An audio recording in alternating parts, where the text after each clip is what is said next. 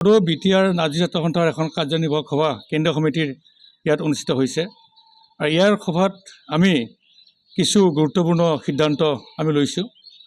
আমি পোনপ্ৰথমে আমাৰ যি মহানায়ক শিল্পী জগতৰ তেখেত শ্ৰদ্ধাৰ প্ৰয়াত জুবিন গাৰ্গদেৱ আজি আমাৰ মাজত নাই, তথাপিতো তেখেত কায়িক হিচাপে নাই, কিন্তু অন্তত সকলোৰে মাজত আমাৰ জুবিন গাৰ্গ জীয়াই আছে। আমি পোনপ্ৰথমে ভাৰত চৰকাৰ, অসম চৰকাৰ আৰু BTC চৰকাৰ তিনিখন চৰকাৰকে আমি নাটযোগীৰ ফালৰ পৰা আহ্বান জনাইছোঁ যে জুবিন গাৰ্গৰ হত্যাৰ ন্যায় লাগে আৰু দোষীক উচিত শাস্তি আমি দিব লাগে। আৰু লগতে আমি এইটো কথা ক'ব বিচাৰিছোঁ, আমি আজি কেইদিনমান ধৰি ছ'চিয়েল মিডিয়া হওক বা আমাৰ ইলেক্ট্ৰনিক মিডিয়া হওক বা আমাৰ প্ৰিণ্ট মিডিয়াতে হওক আমি দেখিছোঁ এটা ভয়ানক ঘটনা ঘটিছে কাৰ্বি আংলঙত।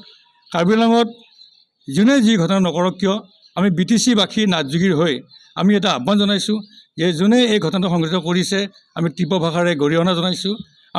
আমি আহ্বান জনাইছোঁ যে পুনৰ যাতে তেনেধৰণৰ হিংসা ঘটনা কাৰ্বি আংলঙত নহয়, সকলোকে শান্তভাৱে পৰিস্থিতি খাম কাটাবৰ কাৰণে আমি প্ৰশাসনকো আহ্বান জনাইছোঁ আৰু চৰকাৰকো এই ক্ষেত্ৰত এটা সুন্দৰ পদক্ষেপ গ্ৰহণ কৰিবৰ কাৰণে আমি BTC নাটযোগী ছাত্ৰ সন্থাই অসম চৰকাৰক আমি আহ্বান জনাইছোঁ।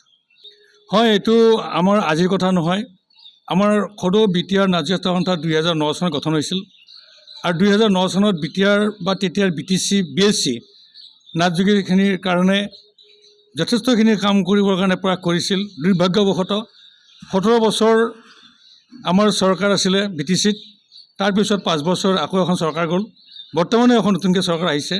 কিন্তু আমাৰ 17 পাছে 22 বছৰ আজিলৈকে আমাৰ নাটযোগীসকল, বিশেষকৈ BTC-ত বসবাস কৰা নাটযোগীসকল অতি লাঞ্ছিত আৰু বাঞ্ছিতভাৱে ভোগ কৰি আছে।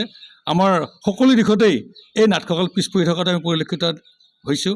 লগতে আমি এইটো কথাও ক'ব বিচাৰিছোঁ যে বিগত সময়ছোৱাত বা BSC যেতিয়া হৈছিলে সেই সময়ত স্বাক্ষৰকাৰী হিচাপে BTC-ত বা বড়োলেণ্ডত শান্তি বাতাৱৰণ ৰক্ষাৰ কাৰণে আমাৰ নাটযোগীসকলেও তাত স্বাক্ষৰকাৰী হিচাপে আছিলে।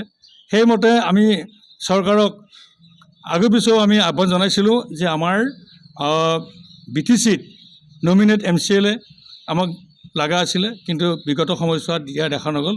বৰ্তমানো আজিৰ তাৰিখত আমি যেনেধৰণে ভাবিছিলোঁ যে আমাৰ অন্য জনগোষ্ঠী পোৱা ধৰণকে 6 জনগোষ্ঠীৰ ভিতৰত আমাৰ নাটযোগীসকলেও প্ৰথম দাবীদাৰ হিচাপে আমি আছিলোঁ, কিন্তু আমাক আজি পৰ্যন্ত BTC চৰকাৰে এই নমিনেট MCLA বিগত সময়ছোৱাতো দিয়া নাই আৰু এই কেইদিনমান আগতে গঠন হোৱা আমাৰ নতুন চৰকাৰখনেও আমাৰ নাটযোগীসকলক অৱহেলিত কৰাটো আমাৰ দৃষ্টিগোচৰ হৈছে। মই বিচাৰিম যে প্ৰথম কথা BTC-ত শান্তি সম্প্ৰীতি আৰু উন্নয়ন লাগে। আনফালেদি আমাৰ এই BTC-ত বসবাস কৰা সকলো জনগোষ্ঠী যেনেকৈ সুবিধা পাইছে আমাৰ নাটযোগীসকলেও সকলোখিনি সুবিধা পাব লাগে।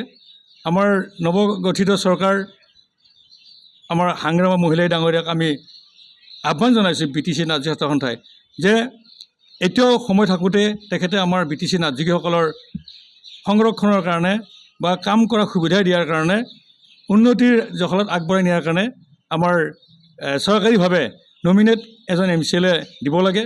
আৰু যদি আমাৰ অনুৰোধ তেখেতসকলে গ্ৰাহ্য নকৰে পৰৱৰ্তী সময়ছোৱাত BTC-ত নাটযোগীসকলৰ নিৰাপত্তা, উন্নয়ন, শিক্ষা দীক্ষাৰ স্বাৰ্থত আমাৰ গণতান্ত্ৰিকভাৱে কিন্তু আন্দোলন চলাই যাব।